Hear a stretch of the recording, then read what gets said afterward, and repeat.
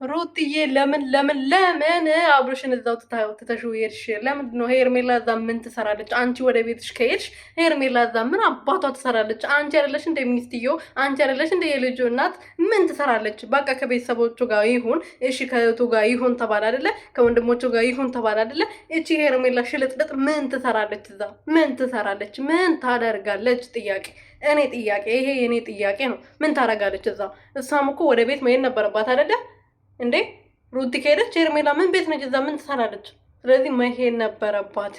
ሰላም ቤተሰቦች እንዴት ናችሁልኝ? እኔ በጣም ደህና ነኝ፣ እግዚአብሔር ይመስገን። በያላችሁበት ሰላማችሁ በዘት ተረፍርፍ ይበልልኝ። ለዚህ ቻናል ለዚህ ቤት አዲስ የሆናችሁ ሰብስክራይብ፣ ሼር፣ ላይክ እያደረጋችሁ ቤተሰብ እንድትሆኑ በትህትና እየጠየቅኩኝ እንግዲህ አብርሽ ወደ ቤት ተመልሷል። ከሆስፒታል ወጥቷል። የተመለሰው ደግሞ ወደ ቡዜ ቤት ነው የገባው ቀጥታ ማለት ነው። ሩትዬ እዛው ትታው ሄዳለች። ኤፋዬም ሄደዋል።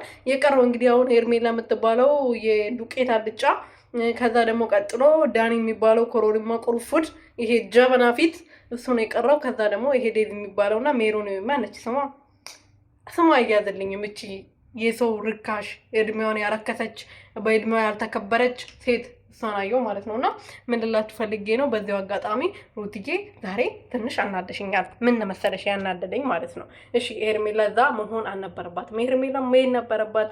አብርሽ እሺ ወንድሙ እህቱ ጋር ይሁን ተባለ፣ ይሁን እህቱ ቤት ነው።